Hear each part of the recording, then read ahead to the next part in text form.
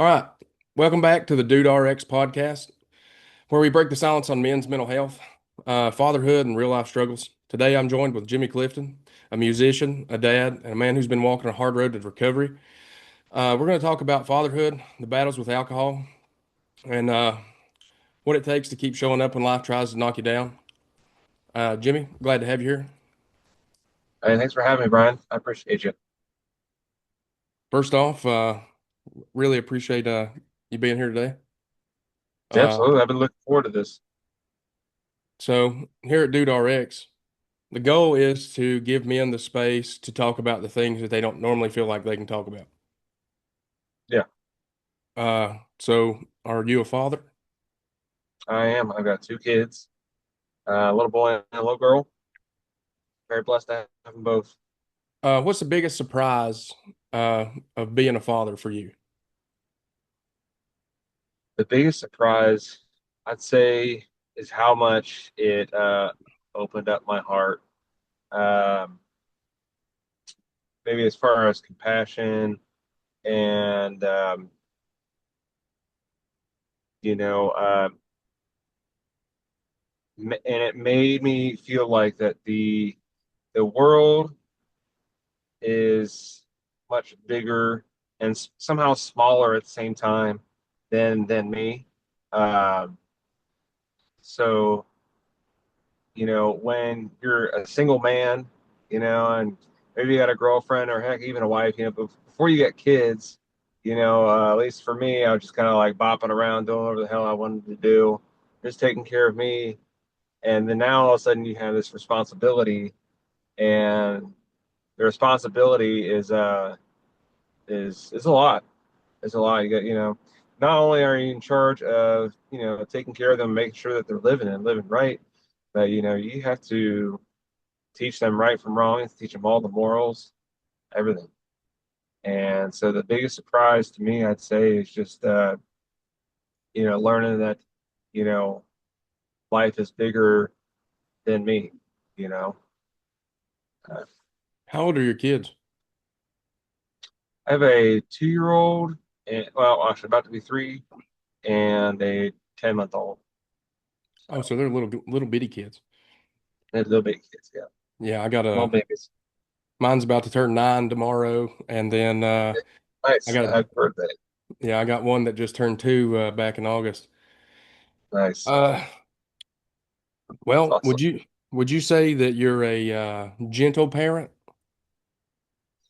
A gentle parent, it depends on probably who you'd ask. I'm sure some people probably seen my parenting and thought I was gentle or whatever, because I'm not definitely not a person who's like, you know, hey, get your head out of your ass or anything like that. You know what I mean? Yeah.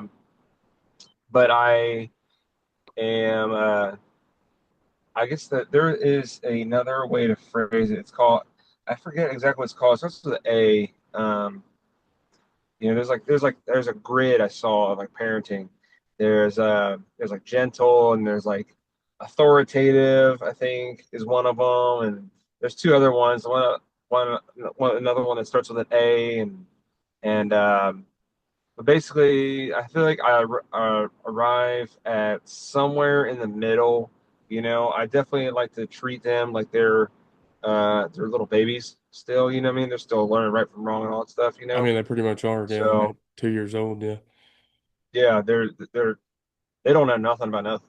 So, I think approaching them with like especially my oldest, so smart.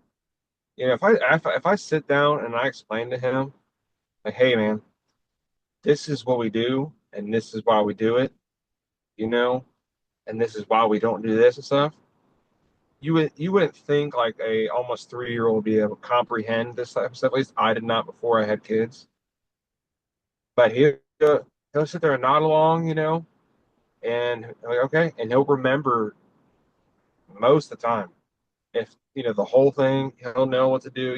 Like for instance, my youngest has two allergies: dairy and two tree nuts, and she's allergic to. And we explained to him that dairy, we have a lot of dairy in the house. We're vegetarian, so we eat a lot of cheese, and stuff like that for protein. Yeah. And so we'll explain to him like, hey, we have to wipe our hands and wash our hands after we're done, eating pizza and whatever, because it can make baby sick, Yeah. right? And before this, he did not really like getting his hands wiped at all or his mouth wiped, whatever. And but like we told him like, hey, baby's allergic to this. It can make her sick. We need to wash our hands and wipe our face after we're done with pizza. Yeah. And he'll say it all the time now. As soon as we go to wipe his hands, from cheese and stuff, he'll be like, because it can make baby sick. He'll say it all the time, Yeah. and he'll just sit there and get his little hands wiped and his little mouth wiped. And I was just like, that's crazy. At 3 years old, I'm pretty sure I was eating glue. And see, that's me. I mean, kids now are different. They're going to be different. Yeah, Uh, how old are you? I'm 34. Okay, I'm 32, so pretty much grew up around the same time. I play video games a little bit. Yeah, Uh, watch TV on a TV the size of a Volkswagen, and for me, I don't know. I wasn't that interested in it. Like I know I'm a pretty big guy, but I just didn't play video games a lot. And now I feel like kids are thrown in front of tablets and screens and everything else, and like yeah. there's not a lot to keep their attention. And I feel like we have to. So with my situation with my kids, I try to explain things like you're talking about. And that's like the reason I asked about the gentle parenting is because I'm not really a gentle parent. I'm not really a strict parent either. Uh, I'm just, I'm pretty big on I don't like to repeat myself. So, Mm. and like, I give them the option. Like my oldest, like my little one, he's only 2, so he don't understand a lot. It's kind of like you was talking about. It's their this is their first time. That's what I had to understand because with my oldest, when he was smaller, I had a lot of things going on in life. So I was constantly angry, I guess. And, you get overwhelmed or overstimulated in a lot of situations. Stimulation. I know what you mean, though. Kind of like kids are a lot of stimulation themselves. Yeah. So add in everything else going on in the background, whatever else you got going on in life, it definitely make you a little more irritable, angry, and stuff like that. Because I definitely resonate with that for sure. Because I've definitely have you know lost my cool. Maybe been short with my kids. You know what I mean? I feel you on that. Well, that's what I had to learn. And, because a lot of times it wasn't that. It was just, I kind of feel like we build an expectation of what you think your kids should do. And I had Hmm. to come to realize that this is their first time doing it. So, like, it's one thing that usually uh, pisses people off, honestly, is I usually compare children to dogs. And a lot of people take that in the wrong aspect. And I don't mean that like they're pets or uh, whatever kind of degrading term people take that as. I mean that more along the lines of if you don't teach them obedience and uh, how to act, it'd be like if you have a dog and it continues to tear up your carpet or make a mess in the house, or you're trying to potty train it or whatever else, and you don't fix that, then it's going to continue to do whatever. So what you allow will continue. But I had to realize that these are kids and they don't know anything else. They don't know what's right or wrong, and if you don't teach them, they can't figure it out on their own a lot of times. Because I mean, some kids can, and some kids you have to show them several times before they grasp it. No, no, I tell you. Sometimes you do have to show, several times or whatever, or at least even do reminders like, hey, this is why we do this and why we don't do that.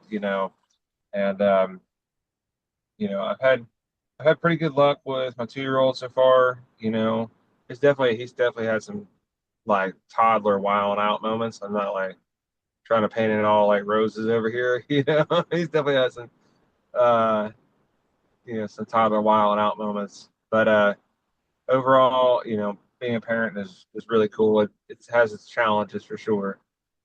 I'm definitely blessed to be a dad for sure. What's one lesson that you hope your kids learn from you, or something, a habit that they pick up that's good? I am a person that I really like to take care of the things that I own or take care of the things that you know, I have. Um, like for instance, like okay, so I've got a 2015 F-150, okay, and it's a 10-year-old truck, you know, at this point, and it's crazy to say, but the the amount of like compliments that I get on it because it is so I've taken so well care of it over the years. It's crazy. Like I never expect to be just it's just how I am naturally as a person, you know. I get out there and I wax the truck, do this, I vacuum it out, there's all this stuff, right? And the reason why I think it's important to take care of these things, because if you take care of them, one thing I've learned to be a mechanic is if you take care of the machine, it will take care of you. Okay. I've seen Right. people who I've worked on forklifts for many years. I've worked on cars, semi trucks, just about everything under the sun. And the people that abuse the machines time and time again, you know, um, even if it's just small things like slamming doors, and stuff like that, seems like innocuous details. Um, those things add up and they start causing problems, If you think about what's all the components that are in a door, your power windows, all the switches, wires, and all that stuff, windows. If you keep slamming that door over and over again, it's gonna keep on adding up. And that's what I mean by taking care of the stuff you have. I now have a 10-year-old truck that has virtually no problems. Knock on wood. And and I like to think that's because I took care of it over these years, changing the oil on time, replacing spark plugs, replacing brake pads, just being on top of stuff. You know what I mean? So definitely that's one thing. Take care of the stuff and it'll take care of you is a big belief of mine. And I think another thing is, you know, that, man, I forgot I was going with this train of thought. There's a train of thought there and I forgot it. I don't know. We'll come back to it if I think of it. Come back to it if I think. For me, if I could have my kids take anything from me, it would just be to be forgiven, you know, because I mean, we all make mistakes, and Mm. I really, I just really hope my kids grow up to understand that nobody's perfect, and things happen all the time, and I hope that they grow up to be decent people, and like for me, that's my only hope is that because like I'll stop and help people if they're broke down on the side of the road, and if I feel like somebody is less fortunate, I go out of my way to try to help them and do other things. And I hope my kids grow up to do that. I hope my kids don't grow up to be those dickheads that are recording themselves doing nice things or chasing cloud or whatever else. I hope that my kids aren't uh, somebody that grows up to be look at me every time that they try to do something for somebody because I don't feel like that's something that you should record, you know. Yeah, Regardless, I know like Mr. Beast and a couple of those other guys, they do that and they make money off those videos to help more people. But I don't feel like like Jim, I think it was Jim Carrey that said, imagine struggling and somebody offers you some food or something that you need and they put a camera in your face and you don't really have a choice but to take it. I really hope yeah. that my kids never become that. I hope that they're respectful, that, and I hope that they stay away, as far away as possible from drugs and alcohol. I feel like what I just said kind of came off like materialistic, if you will, and No, no, I no, understand no. how. No, I mean, I understood what you said. You I guess mean, I just want to like uh, expand upon it just for a second here. Is that like that applies to many aspects of life, not just F-150s. I just right. wanted to be clear on that. It applies to not even just machines. Your wife. I mean, if you neglect your wife, every day of the week, machine, if you will, is going to come back to haunt you. You know what I mean? Yeah, And I had a guy one time. I'm friends with quite a lot of people, and I talk to a bunch of people because I don't know why, but I'm really good about talking to people. I'm pretty easy to talk to. Also, one time I talked to a guy that was thinking about getting divorced. He met. This goes along with you talking about taking care of your truck and whatnot. So this guy was messaging me, and he had cheated on his wife or whatever. This chick was like younger, and I mean, I don't know. I never seen a picture of her. Whatever. Everybody likes different things. Well, he was thinking about getting divorced, and I told him, I was like, look, I'll be honest with you. I said, I kind of compare marriage to having a vehicle because the one you have might be a little older, might have a few more miles on it, and every now and again it might break down. But if you treat it right, do the maintenance on it, and mhm, take care of it properly, it'll probably last a lot longer than that new one. I said that new one, yeah, it's flashy and it looks nice, and you might get a little yep, more attention with it. But yep, there's a better chance somebody else is going to break in it and take off with it. yep, exactly. It's a much more poetic way of putting it than I had said it. For sure. Um, yeah, 100% agree. Gotta take care. You gotta water your own grass. You gotta fix your own. Fix your own proverbial truck. You you gotta take care of the in-house stuff. I mean, I And understood what you said. yeah, I just didn't want to be misconstrued that all I care about is F-150s. No, no, it's all good. Let's get back on track. So struggles, we talked about alcohol, said you're clean. Yeah. Uh, what were some things? Uh, I relied on drinking a whole lot to deal with pretty much all of my problems and my emotions. If I was angry, I would drink. It didn't really help. It just made me not feel what I felt at the time. Mhm. Yeah. So, so is there a moment that you could say that you realized, uh, hey, I need to do something about this? Yeah. So, um, I had been on some. Well, let me just start here. When I was like, I don't know, 16, 17, somewhere in there, I started drinking. I was told by my mom and dad that alcoholism ran in our family, and they like made me like aware of it, right? It's a what? And alcoholism, Oh, okay, okay, gotcha. yep, it ran in my family. Like a lot of people with DUIs, you Yeah, know, all that stuff, right? yeah. Um, Alcoholism, it crawled in my family. yeah. So they told me that, and they wanted me.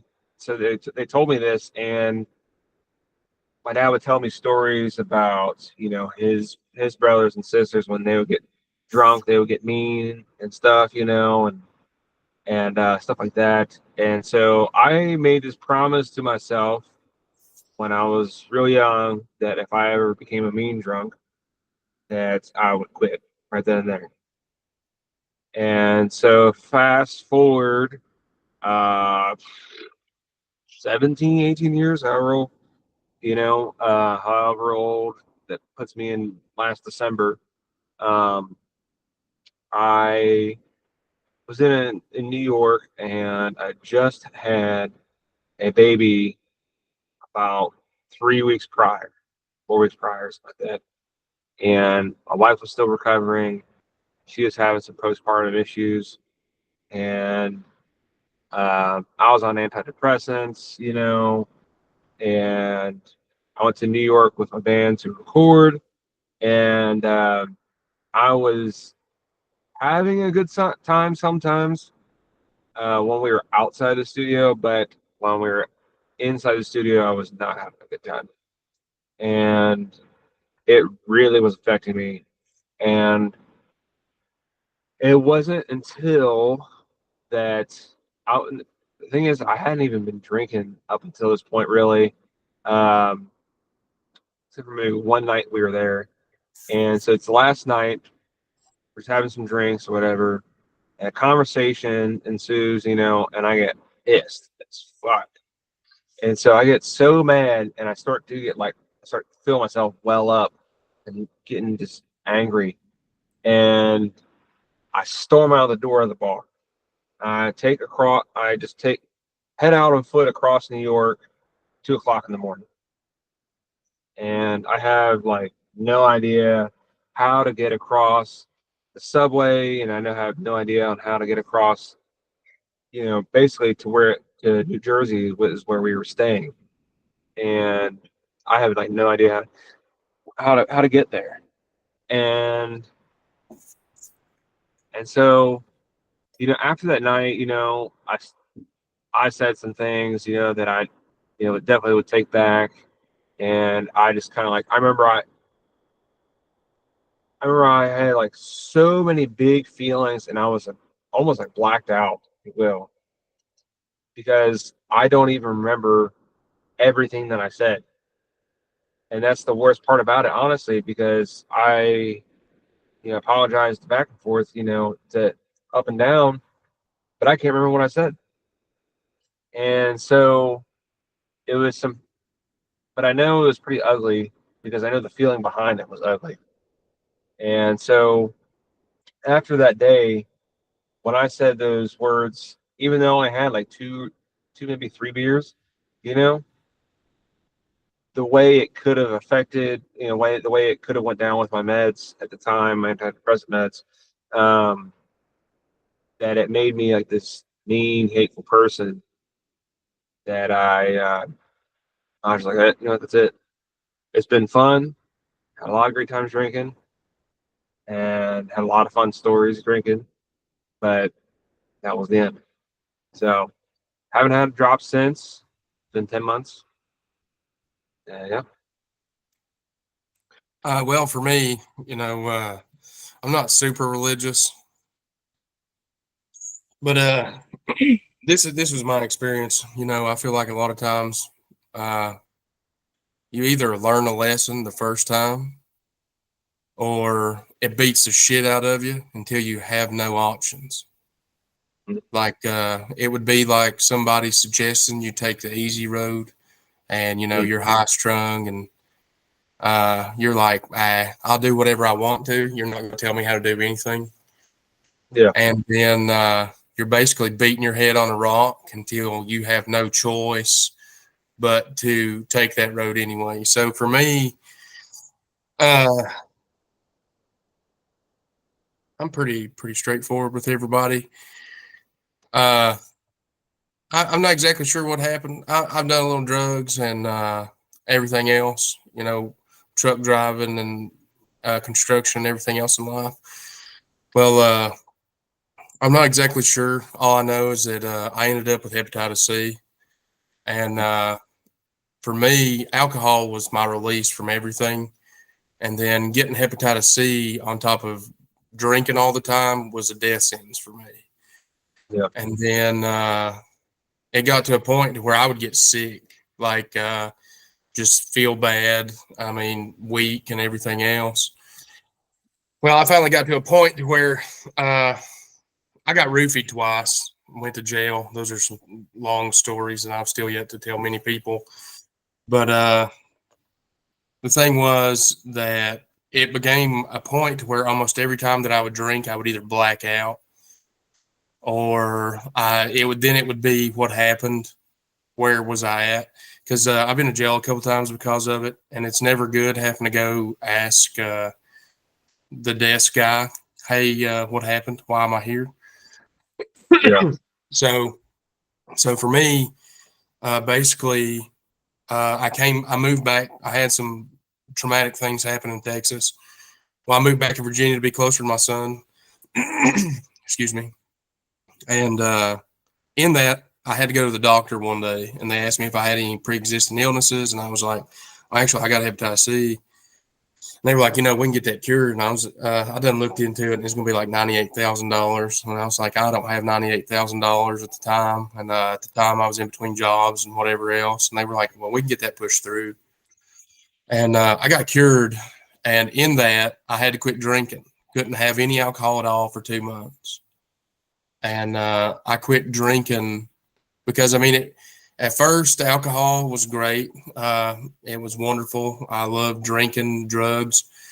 It made my life simpler because, like, I've always done manual labor. I've worked for myself a couple times, cutting trees and whatever else. And for me, it made it easier to do my job. A lot of times when I tell people I was on drugs, I think people think that I did drugs and went and laid around in a house or on a couch, or like these people you see on heroin or fentanyl, Yeah, leaned over in the street, whatever else. I didn't do that. I went to work.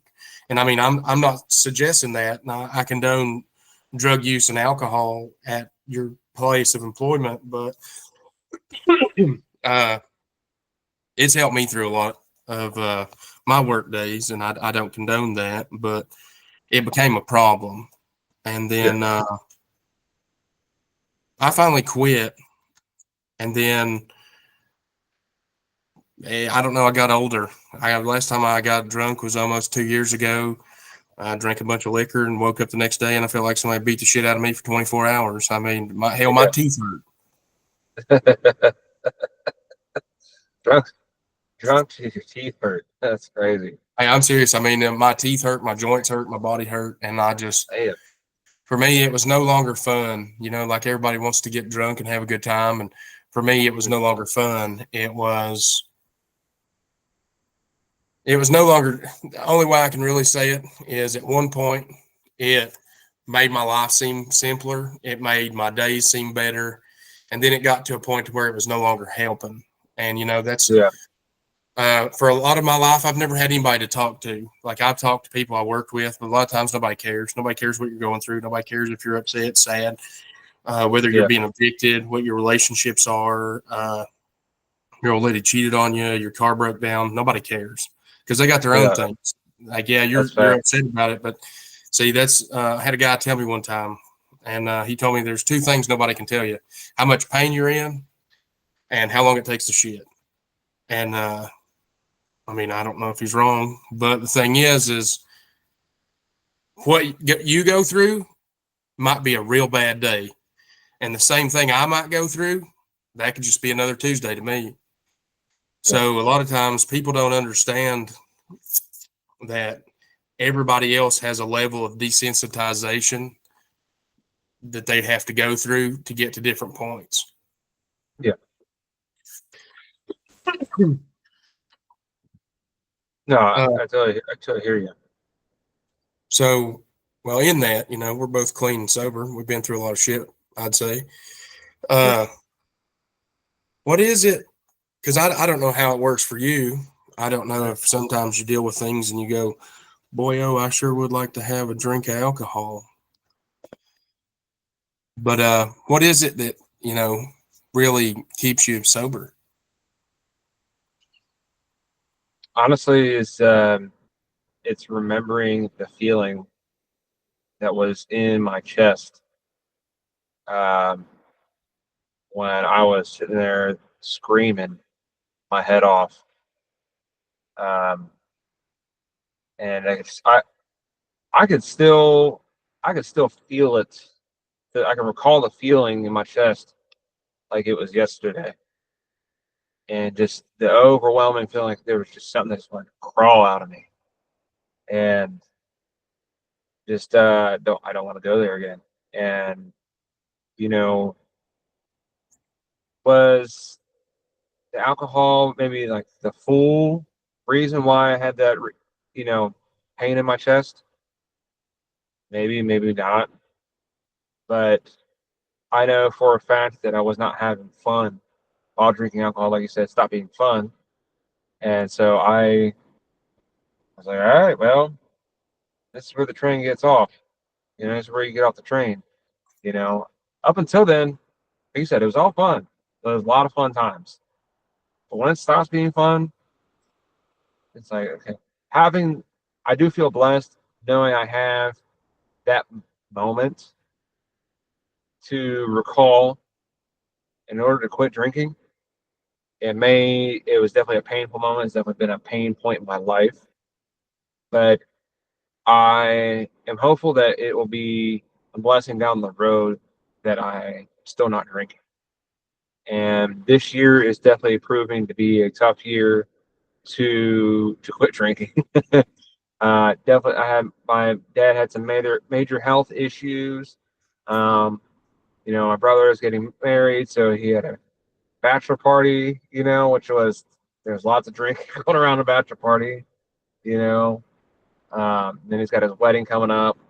Got another wedding going to this weekend. It's coming up week, whatever. So there's a couple other things going on too. So it's definitely proven to be a tough year to quit drinking for sure. But I think that's just going to show how strong I actually am.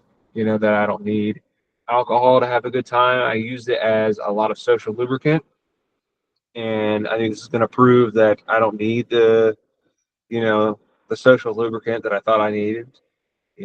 I'm here having this conversation with you that is I'm stone cold sober.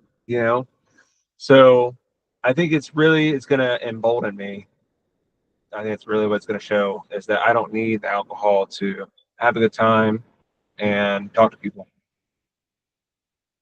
Well, I just want you to know I'm proud of you. Thank you. I'm proud of you. Yeah, well, I can tell you, some people don't understand because, I don't know what I hear a lot of people say that, drugs and everything is a disease. And I don't think that is a disease. I think the disease is mental illness. Uh, and it's for me, I can't really speak on everybody, but a lot of the things have been mental. Yeah. Not knowing how to deal with what I'm going through, not having anybody to rely on in that. Uh, and really, it's just not a concern for my own well-being has been a lot of the reasons that I've gotten into the situations that I've been in.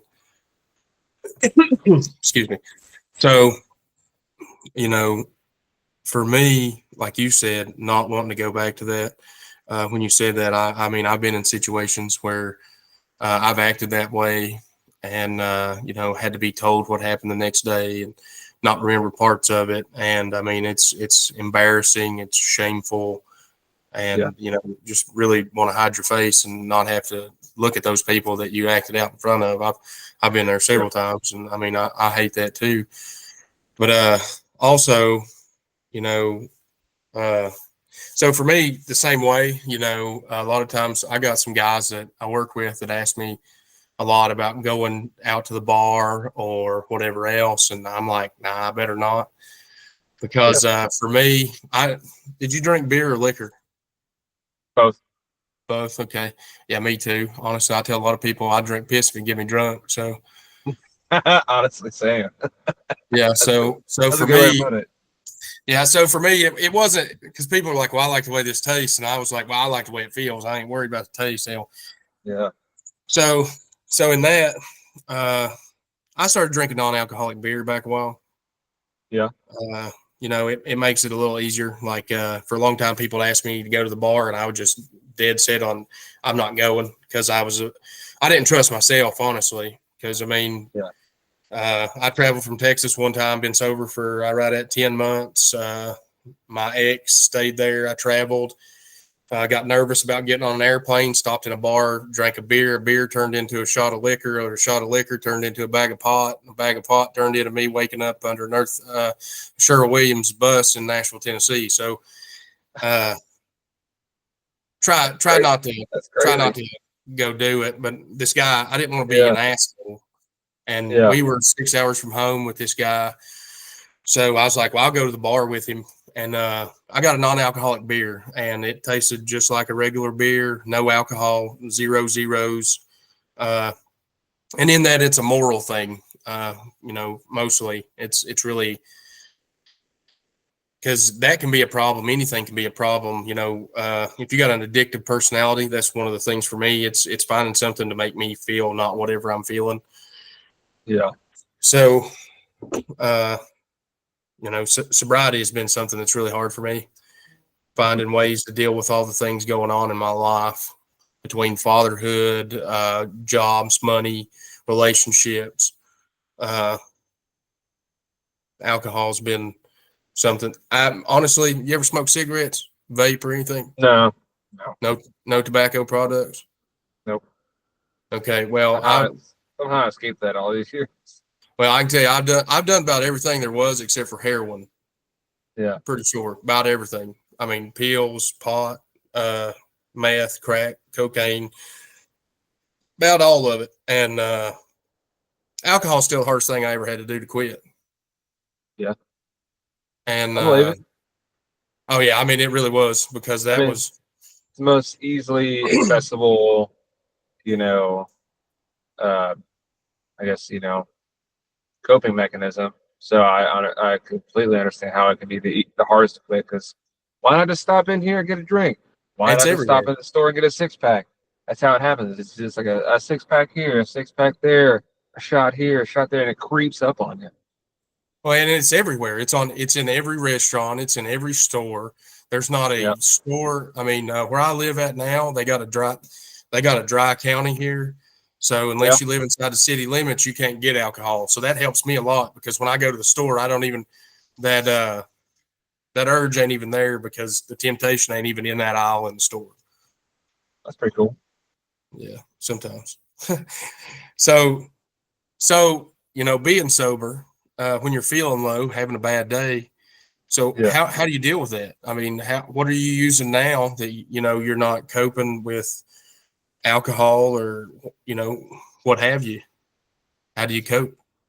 So recently, I don't think I even knew I was doing it at the time. Um, but my sweets addiction, it kicked up. It kicked up a whole other level. It was disgusting. I was drinking so much pop, eating so many cookies. I was just like trying to fill that void, with anything. And so my sweets addiction just cranked up a whole notch. And and then it dawned on me, a few months into sobriety, really, I was like, man, I've just been eating, I'm gaining weight, and stuff, and I've always been a skinny guy, and so the fact that I was like at the weight that I was, I was just like, that's kind of crazy, always was a string bean, dude, and so right now, kind of actually fighting that addiction now of the sweets and stuff, and I'm doing a lot better now with that too, you know. So I kind of replaced one thing with another, and also trying to spend some time out in the garage. Been fixing my dirt bike, 68 Impala, working on, and then also my dad's got a 66 Bel Air that, we're going to be taking to some car shows. Just trying to keep myself occupied with literally anything else. So that's mainly how I've been coping, honestly. Yeah, that's me too. Pretty much spot on with that too. Yeah. Because like I'm a big guy, and I've been big and I've been smaller several different times.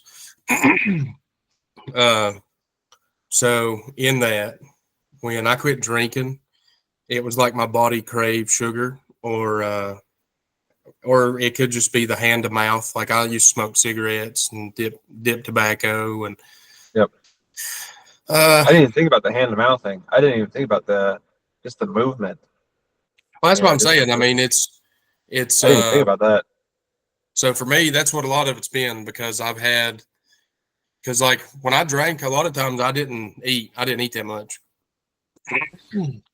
So I'd work all day, and like at one point in my life, man, I would drink beer all day. Yeah, Like I mean, all day. I go to work and drink beer all day. yeah, And I had a guy one time be like, "Nah, man, you're full of shit." And I'd be like, "Buddy, listen, I'll drink beer all day. Hell, I'll take a cooler, leave it in the car, and swing by the car while we were working and drink." Me and a guy one time. Uh, you ever seen a Bud Light Lemonade Rita or whatever it is? yeah, yeah. Okay. You ever had a Minute Maid lemonade? Yes, yes. Same color. So me and this guy stopped at a store, bought about 3 6-packs, minute and made lemonades, took the caps off all of them, poured them out in the parking lot, and filled them all back up with Bud Light lemonade Doritos, and took those to work in a cooler, and we drink those all day long. So, so in that getting sober, for me, it's staying busy, like you said. Uh, Trying to work on this business, trying to help other men get to where we're at now, or where I'm trying to be at least, stay sober, stay out of trouble, and just try to be better, be a better human all the time. That's one thing that I struggle with a whole lot. Uh, so like, so how are, so keeping busy is how you're dealing with most of your problems Yep. now. Yep. Uh,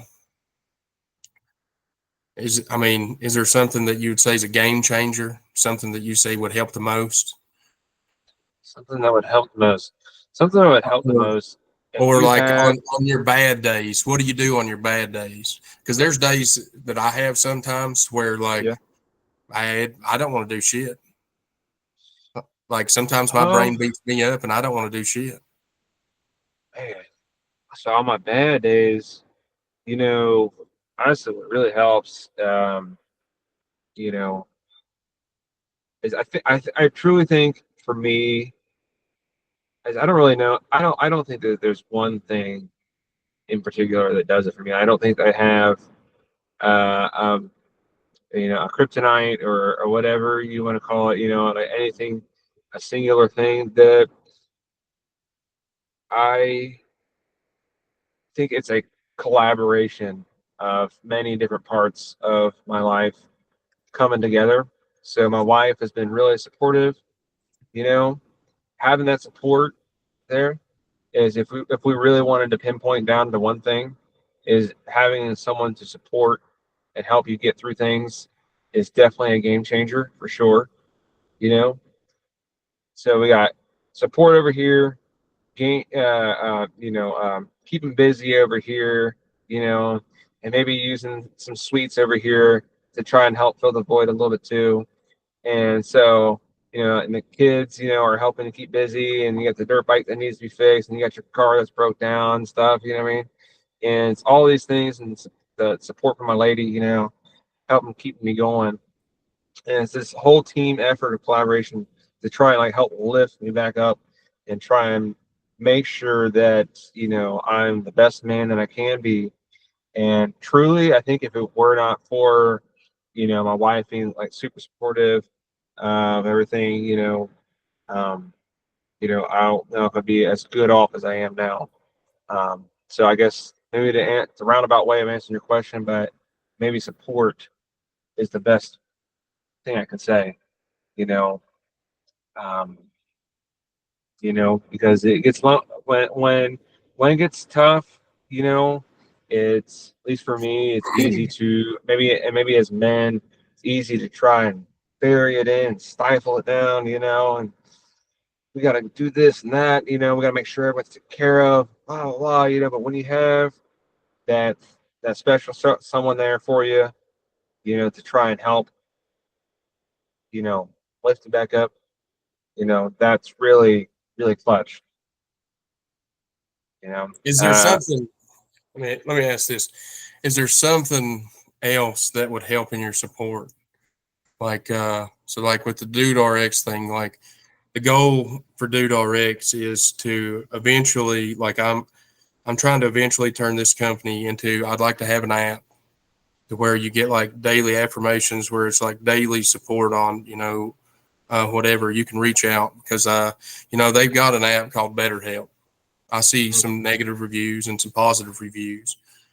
But I want this to be something to where you talk to people. I want it to be like a brotherhood, more or less, where yeah, like-minded men, like almost I hate to like a Reddit forum almost, to where you yeah, can ask questions and men can share advice. I don't want this to be like Facebook or Twitter, or I don't want this to be just a bunch of trolling assholes that are just making fun of everybody. Because yeah, that's yeah. that's the That thing, is is that's defeats the the last purpose. thing because it's hard for men to express themselves or talk about their problems. And when they do, you don't want to be made fun of. Yeah, for sure. You don't know how close somebody is to the edge. Yeah, And the last thing you for want to do sure. is the asshole just make a joke. Because I get it. I still troll on the internet sometimes. I mean, I ask people, is this your first day on the internet every now and again? Yeah, But the thing is like, uh, most of those are bots. So for me, it's when somebody is actually asking for help, I want this to be something where they can get it. I don't want this to be, uh, I called a suicide hotline one time just to see the reaction time, and it took a while, and then it was a whole process I had to go through. And if I and this was just an example, I'm not suicidal, but if I had been, hell, I'd probably killed myself before I got to speak to somebody. yeah, yeah. Damn, that's So, crazy. I didn't know. I didn't know Suicide Hotline was like that. well, see, I did the chat version, and before Yeah, it just this was late at night, and whatever else, and I was just trying it out. So for yeah, me, it wouldn't have been influential. I was just trying to see, and I want this to be somewhere where if you're going through something, somebody can actually help you. Uh, yeah, because I mean, and everybody deals with everything differently. Okay, like me, I'm sure. desensitized to a lot of stuff, and I've got a Yeah, friend group. Like my friends have been a big support system for me. My that's wife good. is a big support system for me too. And I mean, but the thing Good. is like my friends are spread out. They're not somebody that like if I'm having a real bad day here, and my wife works while I'm at home, and then I vice versa most of the time. So if I'm Yeah, having a real bad day, there's not somebody's house I can go to. I mean, I can yeah, try to talk to somebody, but like I said, a lot of these guys got their own shit they're going through. yeah, So I'm trying to build this system to where we can fix it. yeah. Uh, No, that makes sense. That makes sense. And well, I like that. And I like the passion behind it just being male centric, you know. Um, in this day and age, I think it's a bold move.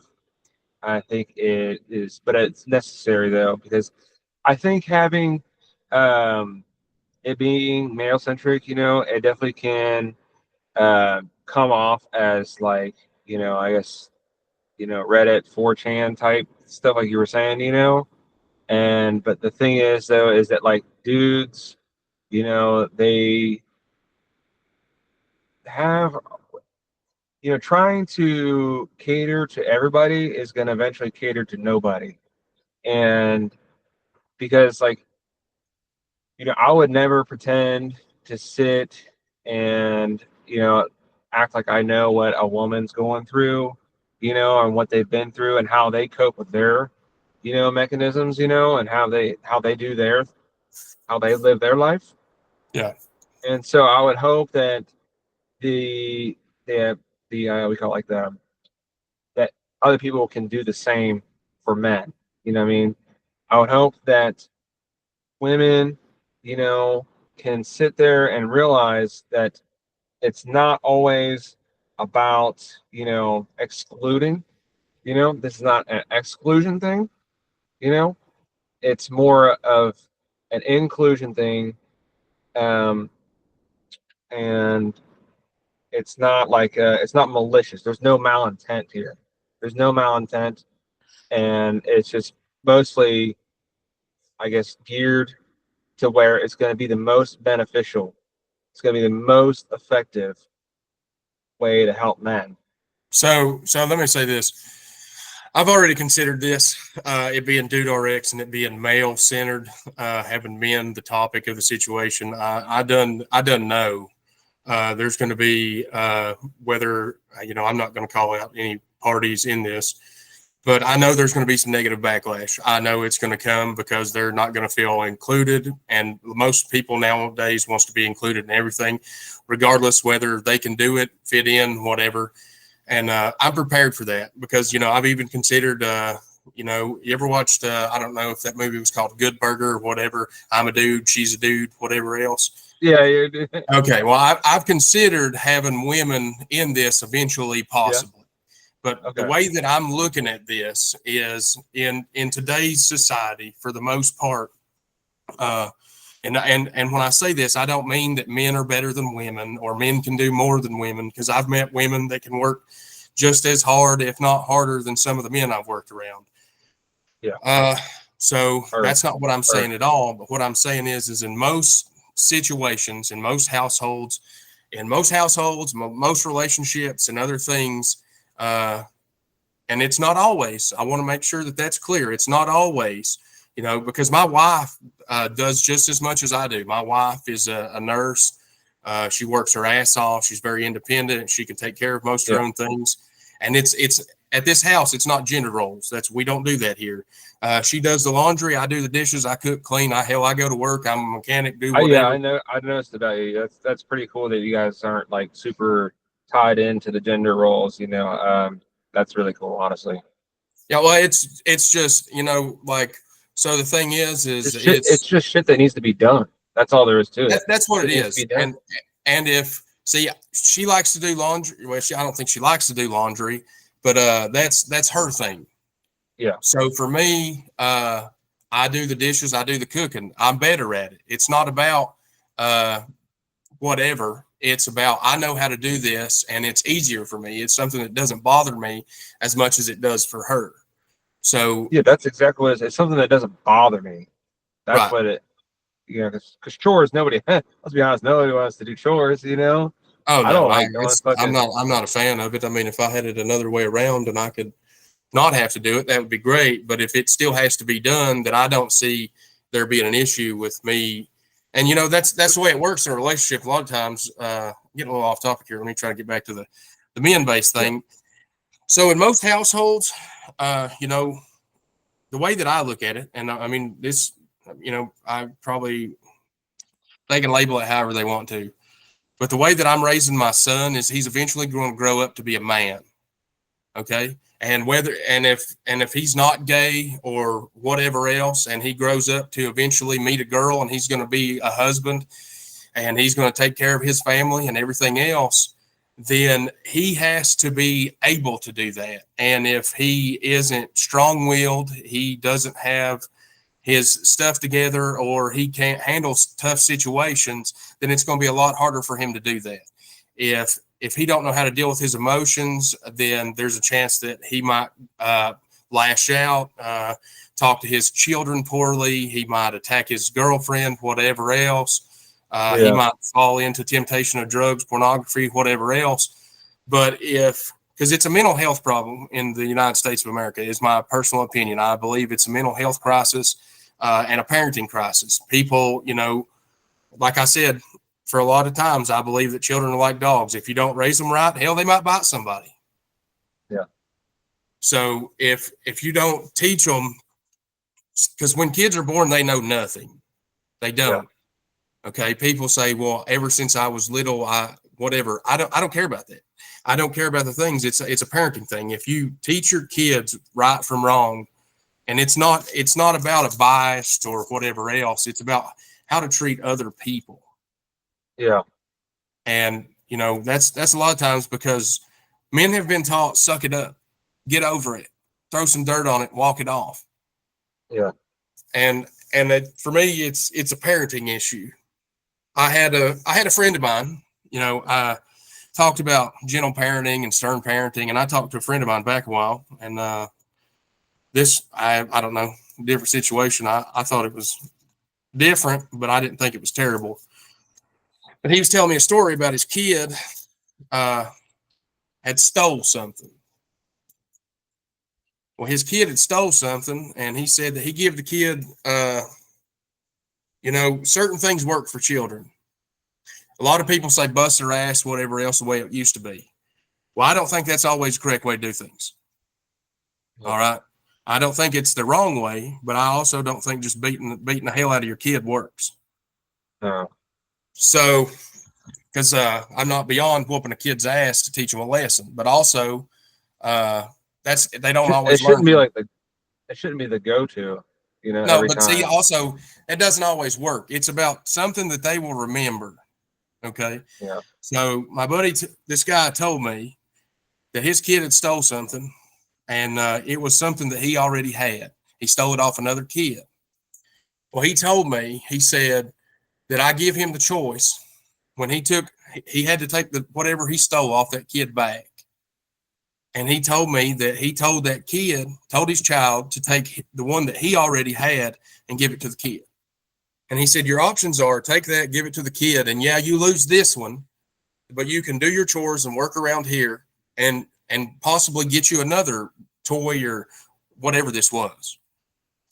Well, in that, he said that his child went to school and lied about it, come home and didn't give it to the kid, give the one that was the kid's back, and then lied to his dad.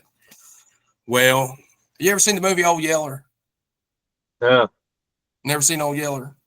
no. Well, let me give you a synopsis It's real one quick of of those Old timeless Yeller. movies, but I've never gotten around to seeing it. Okay, well, the little boy had a dog. Yeah. Okay, and this is back in the Western times where things were a little different. Hmm.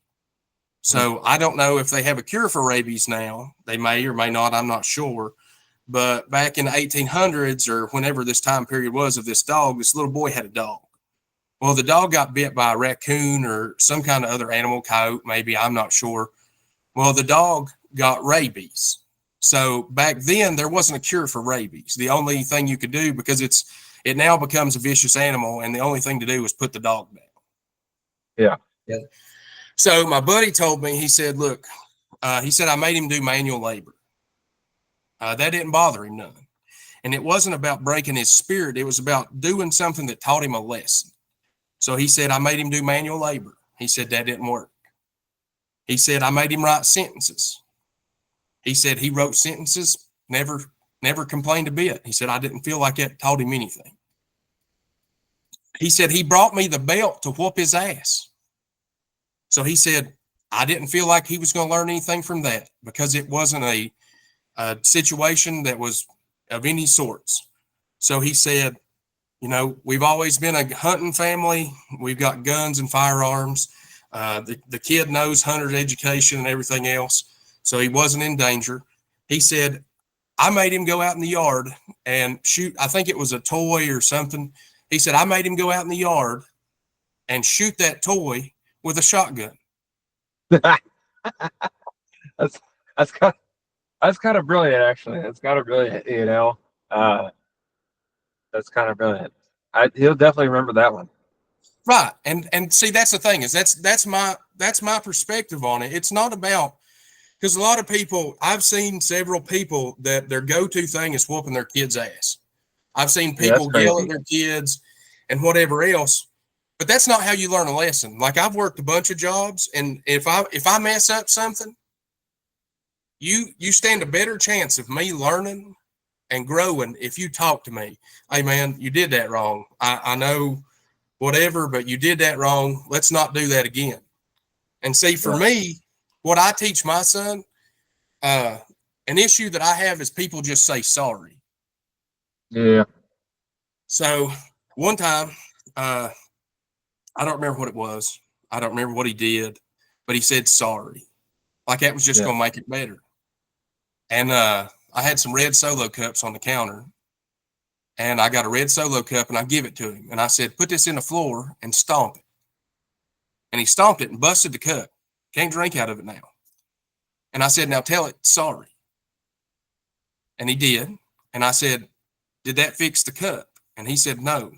And I said, "Exactly." I said, it's not about just saying sorry. It's about learning that you did something and trying not to do it again, because sorry doesn't always fix the situation.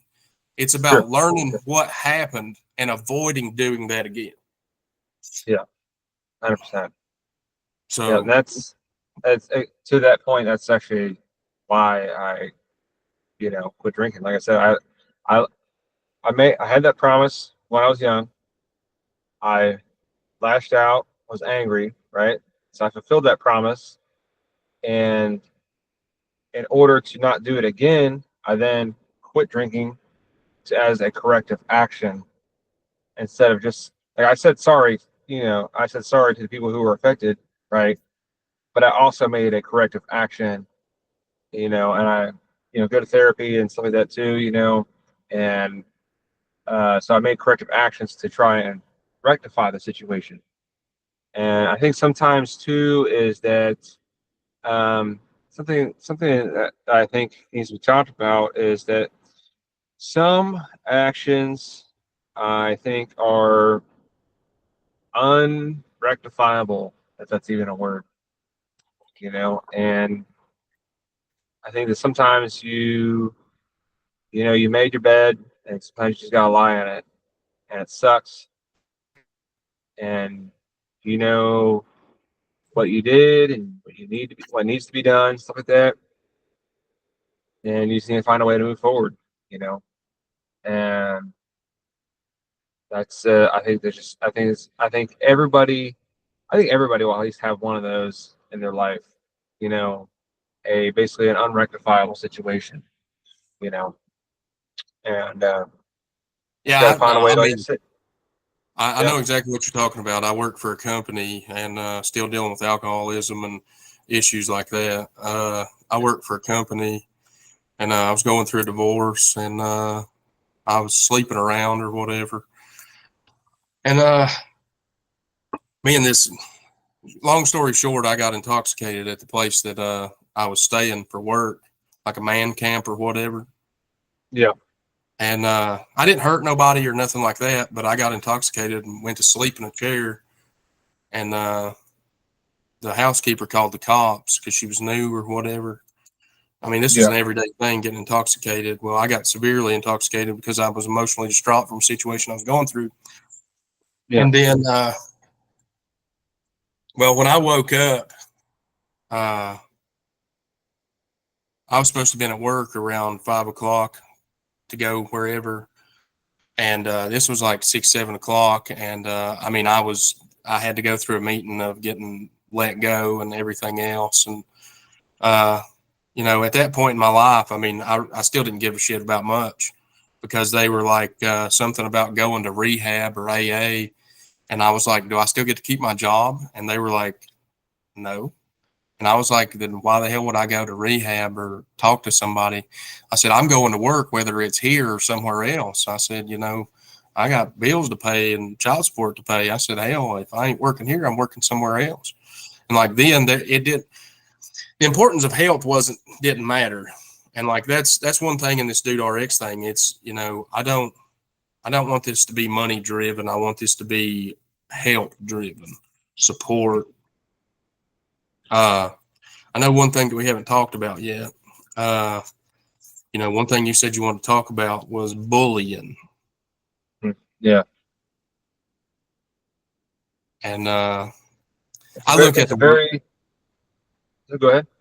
I look at the world differently than most people Yeah, because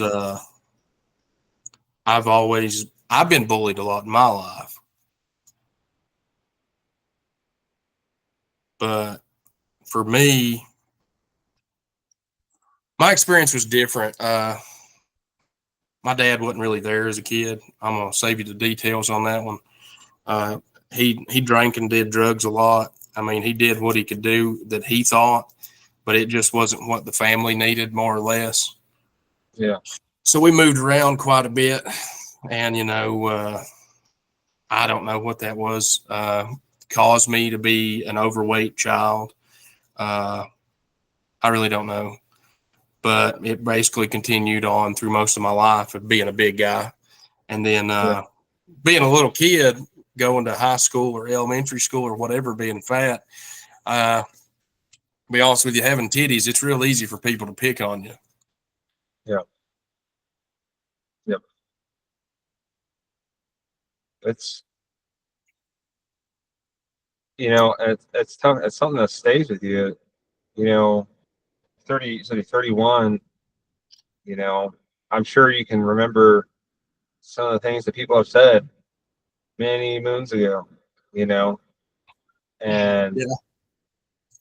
you know, and that's like that's why I have such like a visceral response to bullying because it's not just what you said, like not what you, but like what a bully might say to somebody on like a Tuesday could just be a regular Tuesday to them, right? but that Tuesday will then stick around with that person forever. And that Tuesday may cause that person to commit suicide. And yes, suicide's at your own hands. We can't, anybody, I can go back and forth with anybody on that all day long, whether it's at their own hands or not. But no one, they didn't get there on their own necessarily. Bullying, it to me, it's almost like an express train for some people for suicide. And, bullying it does much more harm than I think people lead on. And there's actually a trend going on right now that's coming across my TikTok. That said, basically it's like a picture of somebody or a video of them, right? And it says, "Bring back bullying."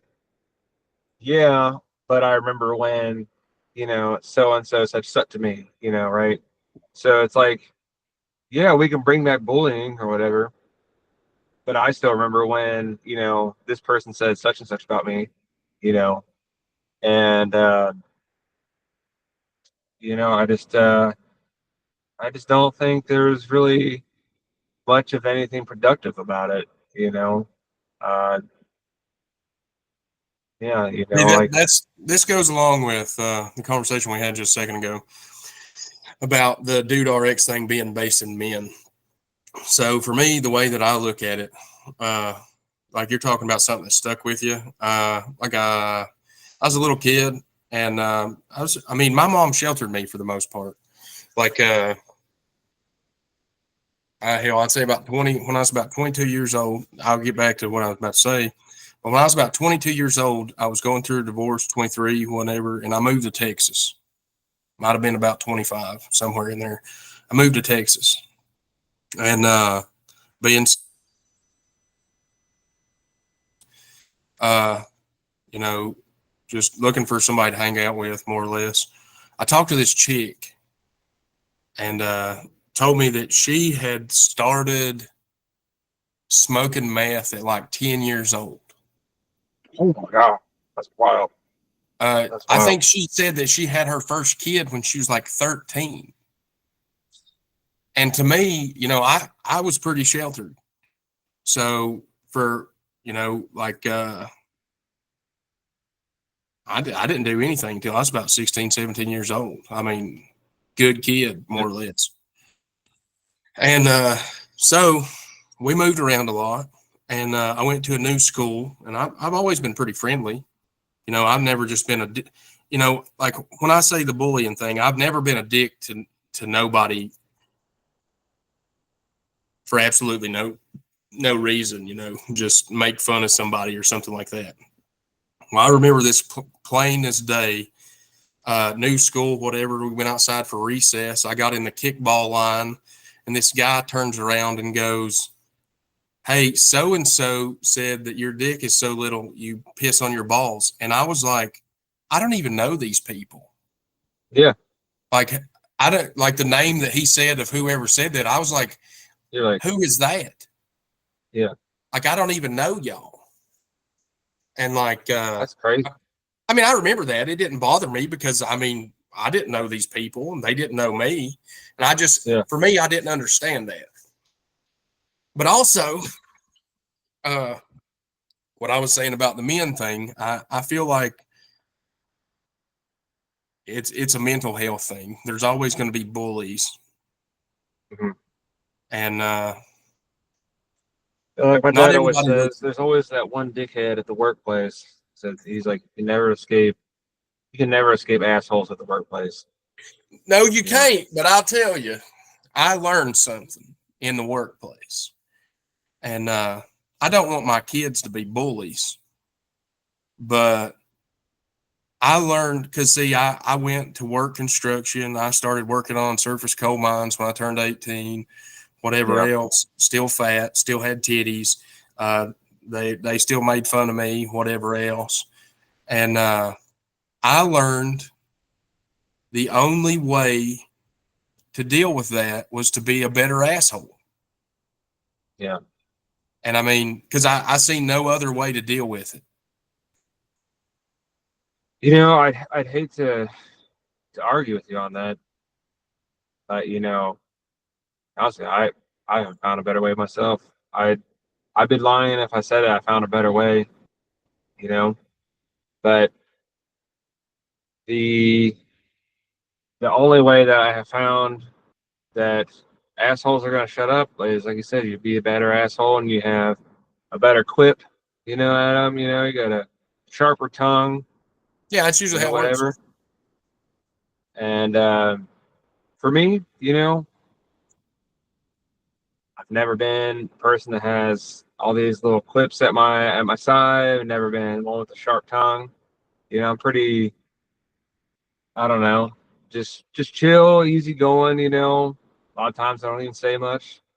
And so I became a really easy target in the workplace. Um, and I like to tell people I was bullied all the way up to the ripe age of 32 years old.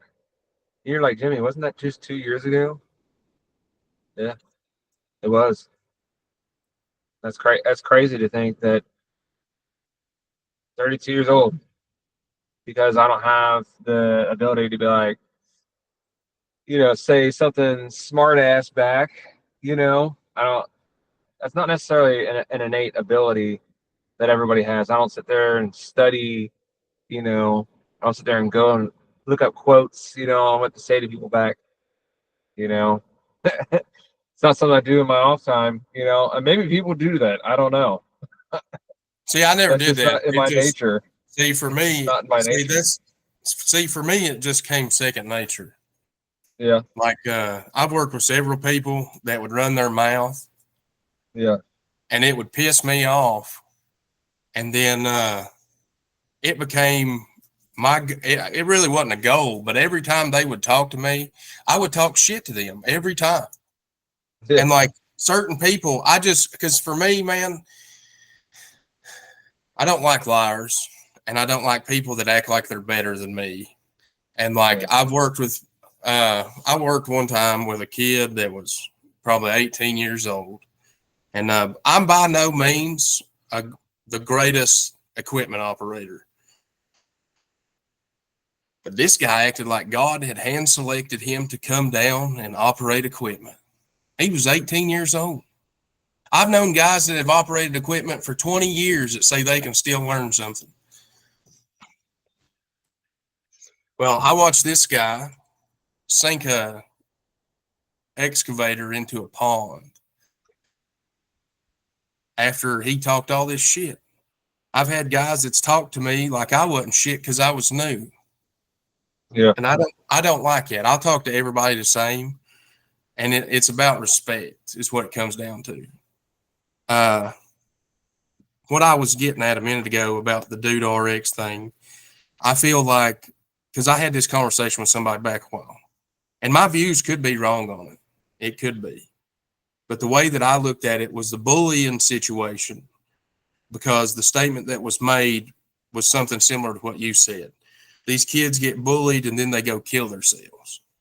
And I feel like a lot of times that's because they lack support in their household, or support of somebody that builds them up and gives them encouragement.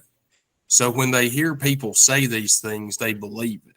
They've never had someone tell them they're proud of them, or tell them they're good enough, or Yeah. tell them that these kids, and that's like what I tell my son. I'm very honest with my son a lot of the times. And he asked me one time, he said something about him having to sit on the bench when they played basketball. And I was like, well, man, I'll be honest with you. You suck a little bit. You're not that great. I said, but now listen, I want you to understand this. I said, I'm not trying to be mean to you. I said, you're just not that good right now. I said, it would be like me having a flat tire and being upset and saying this car sucks. The car don't suck. It's just in this moment, that tire's flat. If I fix the tire, the car's good again. So if you practice, you'll get better. But if you just, what is the quote? If you think you can, or if you think you can't, you can do both, or however Yeah. that's worded. Like you think it's like whether you think you can or can't, you will, or something like that. You Yeah, know. yeah, you know what I mean. If you think you can't, Yeah. my mom used to say can't, never could, Yeah. and for the longest time, I had no idea what the hell she was talking about. I didn't know what Yeah. that meant, and then eventually I understood. If you start something believing that you're not going to do it, you got about a 98% chance of failing before you even start it. Yeah. So No, I totally agree. as far as the bullying thing goes, the conversation that I had was, like I said, it's a parent problem. And I mean, some situations aren't, okay, but I feel like parents a lot of times don't talk to their kids the way they should because their parents didn't talk to them the way they should. For Uh, sure. you know, my dad hasn't had a lot of motivational conversations with me. My mother told me as a kid one thing that I've heard a lot of people say this is you can do Yeah. anything you set your mind to. Yeah. Okay. And that's mostly the motivational speech that I got is from my mom. So for me, you know, I try to be supportive of my son because like he's going to a new school now and he That's lives tough. with me full time. And this is different because he's turns 9 tomorrow, and Mm. I'd say for well, I mean honestly, for the past 8 years of his life, he has been uh, no 7 because year before last he lived with me and I took him to school every day, but he's been with Yeah. his mom. There's been no, uh, and I'm not throwing off on anybody, but I feel like for children to have a good mental health system and to grow, there has to be a role model in the household. Yeah. Yeah. I agree. I think you know part of my issue with bullying is the fact that these days, with social media, you can't escape it unless you're literally just not online. Oh yeah, And yeah, like so, like when me and you were younger, you know, we would come home and then basically the bullying would be done for the day until the next day, right? And then, but yeah, now kids come home, jump online, and the shit just ensues, you know. And yeah, truth be told, sometimes if I had to deal with what kids had to deal with today, I don't know if I would have made it either. To be quite 100% honest with you. And that may sound kind of like rash or sound kind of like demeaning to myself, but it's not supposed to be demeaning towards myself. It's supposed to be, I guess, like a clue into when I say it, it's supposed to be a clue into to older people, the people around our age and older, that shit that kids have to deal with these days, in my opinion, is tougher. In my opinion, it's tough because imagine like imagine basically so let's say you get 8 hours of sleep, which we know kids probably aren't getting 8 hours of sleep, bro. You get you know however many hours of a day where you're possibly getting bullied, whether it be in the classroom, in the hallways. You get on the bus, getting bullied there too. You go home, you get on the Facebook or whatever, getting bullied there too. At some point, at some point, your rational thought is you can only, I feel like, take so much of a beating. Just like physically. You can only take so much of a physical beating before you are dead. yeah. The But let me mind ask you. is so powerful. The mind is so powerful.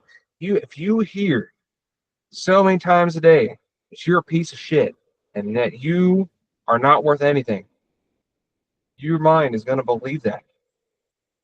Your mind Right. is going to believe that. But my question is to see, I had a pretty good household with my mother. She worked a lot, but she was always there and supportive. So, like I said, kids do get beat up and bullied at school, and the internet is a big thing. But if you have a support system at home, would that not take care of most of that? It depends. I know when I was young, the words of my parents, didn't really mean much to me. The words of my peers, is what mattered to me. That you want to be, everybody wants to be accepted by their peers. Right? There's like the Maslow's hierarchy of needs. Right? You ever heard of that? Yeah, Yeah. you need shelter, food, safety, right? And so, and then like after your needs are met, you want to be socially included. Okay. Humans are social creatures. And so when you're being socially shunned by your peers for X amount of hours a day, it's gonna take a fucking toll. All right. Well, let me And ask you this. yeah, Why do you think those kids bully other people?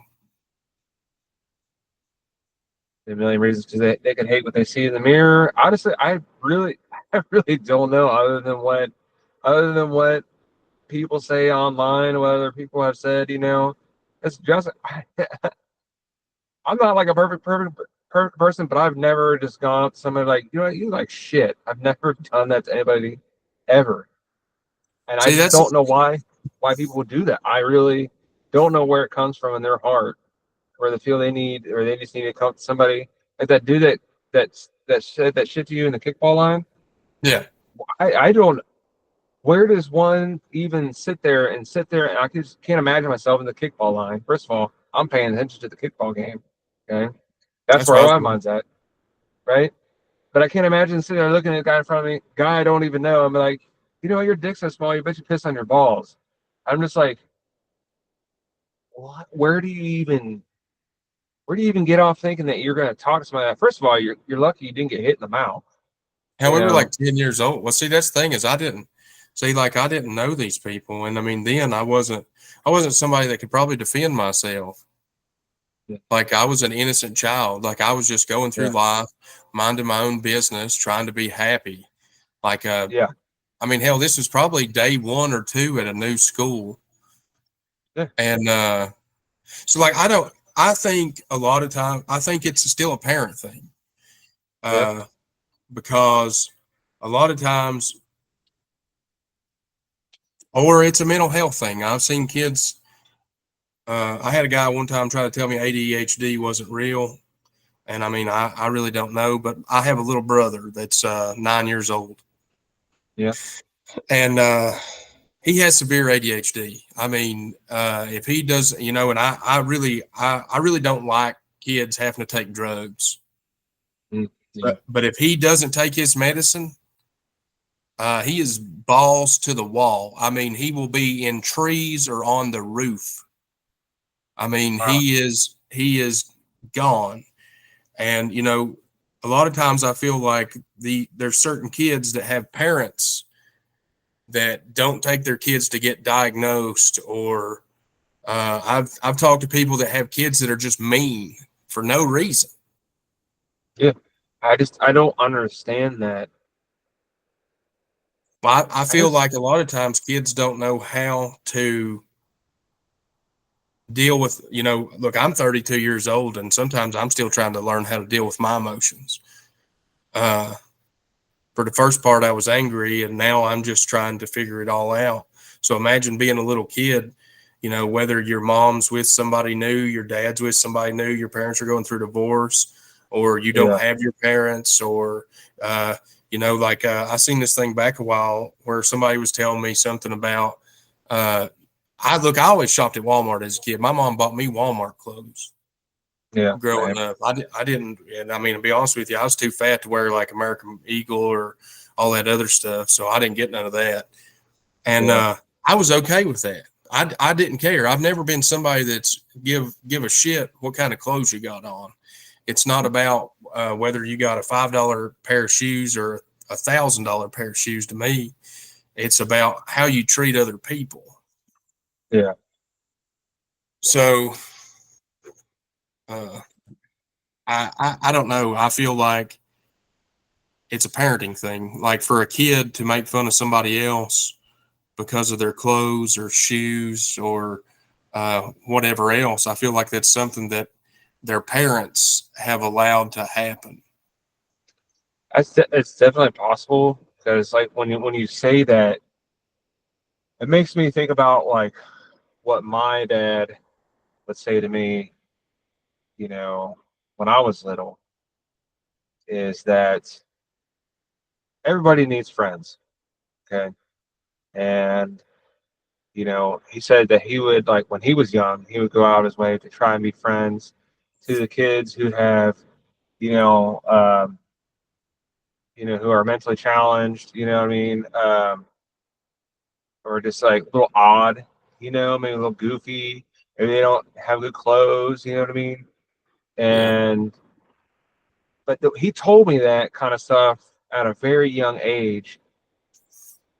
And so, like, when I saw like people who were like in a disadvantaged situation, you know, like I remember going to like to your son's point of him going to a new school. There was a new kid in my class here, right? And I remember I went out of my way to try, talk to him, and like, hey man, what's up? My name's Jimmy, whatever, blah blah. Be super friendly to him because he's in a new place, doesn't know anybody, you know, and here I come to find out later on, years down the road, that type of behavior is apparently weird to be a person that's like overly friendly to new people in the school. Apparently, there's like I guess a meme about it, or some sort of kind of like a, I don't know, negative undertone about being that kind of person. And it's weird to me that we are at a place in society where if you are friendly to the new person in school, that you're looked at as like either a social outcast or you're some sort of outlier of a person. Why that isn't the norm, I think comes back to your point of being it not being taught by the parents. You know what I mean? Yeah. Because if every parent had the same conversation with me that my dad said, and your dad said, and so dad said, hey, when you see a person in a wheelchair or in crutches, you help them carry their books. When you see a new person in school, they don't know nobody, you go talk to them, you know, say, hey, and it doesn't have to be anything crazy. Just say, hey, my name's Jimmy. And that's all it's got to be. And See, so that's I what I guess to hope. your point, That's yeah, what I go hope ahead. what this DudeRX thing does. I really hope that it, because look, I'll say it like this. Growing up as a kid, I was raised by my mother. Now, my dad wasn't really there, so I didn't have a positive role model. My grandpa, I lived on a farm, so my grandpa was there to show me how to do manual labor Yeah. and swear. Uh, but as far as like how to take care of myself, like you know, trimming your fingernails, cutting your beard, doing things that somehow the picture that this was feminine or gay or something of this to take care of yourself. That's how Yeah. things were perceived to me somehow. And then Yeah. I moved to Texas and got with this chick, and she did a lot of good for my mental health, and basically helped me understand that it's not wrong to take care of yourself. It's not wrong to do all these other things, and like That's the thing is I hope that with DudeRX that these kind of conversations can happen. I plan to have meetings. I plan to do whether it be uh, Google Meets, Zoom calls, whatever. Even if it's with more people in with side room chats, whatever else. I That's cool. want this to be something that it eventually breaks the stigma of not being able to talk about things, talk about the way that people parent, because there's too much mental health crisis, there's too much violence. And I mean, I seen this quote one time because I used to be really pissed off all the time, and it didn't take much for me to just whatever it was had ruined my whole day. Yeah. And I seen this quote one time that said the reason that men get so angry is because that's the only way that we can cry. Mm, mm. I like that. I I like mean, that. I looked at that and I went, because because there's been several times in my life that I trusted a woman enough to break down and having a conversation about emotions, and then I was ridiculed. She acted like I was weak, whatever else, and you make this decision to where you go, well, I'll never do that again as long as I live. Right. Yeah, hell, I I know mean, that. I know that feeling. I so know and that that's the feeling, thing man. is, but you also, I've also come to realize that not everybody is your people. No, no. I wish I would have realized that earlier on, but that's unfortunate. I thought, I was very naive. Growing up, thought everybody was just cool, easy going. Works at the speed that I want to work at. I don't mean like necessarily like working, but like just they move at the speed that that you want to move. And, they think similar things, and you You, know you know what that was my definitely mom there. said to me? But My mom, like I said a minute ago, my mom told me, you can do anything you want to do, right? But she also taught me the golden rule. Do you know what that is? well, Treat others the way you want to be treated. yeah, yeah, They that's what I they was taught. they instilled that in me. They beat that into me. Yeah. So I assumed that if you treated everybody kindly, then everybody would be kind to you. Yep. I thought Not everybody the case. was my friend. Yep. And I told my mom one time, I said, I want you to know, you kind of screwed me up just a little bit because you told me that treat others the way you want to be treated and they'll do the same. And I said, it hasn't worked out that way. No, It's it's just not. it's been very bad. Yeah, I feel I you on that, told her, I buddy. said, you painted the world as rainbows and unicorns. And I said, they had baseball bats and torches. That's a good way to put it.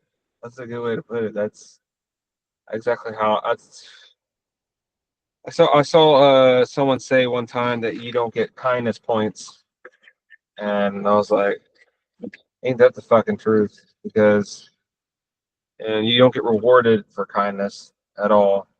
You know what I mean? Not that like I'm expecting like some sort of grand reward, but I think the reward I was looking for was just to be nice in return. Motherfuckers, it But doesn't work out that way. I helped some people one time. I was traveling and I made good money at the time. I was making a couple $1,000s a week. Yeah, And it's money. growing up, I never really, even when I started doing surface coal mining and whatever else, I didn't make that much money because I started out bottom of the barrel, no experience. They're not going to pay me a lot of money. Well, when I started, and I was poor, like we weren't dirt floor poor, but hell, we wasn't too many layers above that. So when I started making really good money, I didn't do things for myself. I'd go out and have a steak every night and drink a lot more and do drugs, but I didn't buy a lot of nice things. So I bought a pair of $100, it's like $120 pair of jeans. And to Yeah, me, I mean, you were balling this out. was Cinderella slippers to me. Yeah. Well, I was traveling across the country. I got off a plane, riding a bus or something, missed a bus and was hanging out. And man, I was buying these people food and whatever else, trying to be nice. I don't know if they were homeless or whatever, but they were in the streets and stuff. And then hell, they robbed me. Yeah, you'll have that, I guess. So you know, like I said, That's not everybody's your friend. nope, nope. That's and honestly, that's a tough way to learn on that one. That's a tough way to. I feel for you on that one, man. I really do. That's the thing though, is I mean, sometimes you got to learn the hard way, and like eh, sometimes it works out that way, and sometimes it ain't good. But that's another thing that I like to do with this Dude RX thing because like I said, I've got two young boys, and if God forbid something happens to me and I die early and on in life, and I'm not there, then I want this to be something that uh, like me learning that. I could tell somebody, well, don't wear your fancy pants to go talk to the homeless. Wouldn't be a good idea. Don't do that. Yep. So, so I in I that, love what you're doing with DudeRX. I love what you're doing with it. Very excited to be your first guest. It's been awesome, man. And you know, it's been very, very eye opening. I love hearing your perspective. You know, and I can't wait to see what you do with it. I appreciate you yeah, having me on, buddy. I appreciate it. Before we cut this off, if there was another dad or another person out there struggling with alcoholism or depression or mental health, what would you Yeah. say to them? Oh, man. It doesn't feel like it, but better days are ahead if you choose to make change. Better days will not come if you choose to keep going down the same path. In order to see change, you have to make change. And change can be uncomfortable, but sometimes it's necessary. That's pretty much it. I like that. Well, Jimmy, I appreciate you for being on today. Yeah. Thanks for Uh, having me. well, this is Brian with DudeRX. And until next time, See ya. see you, buddy.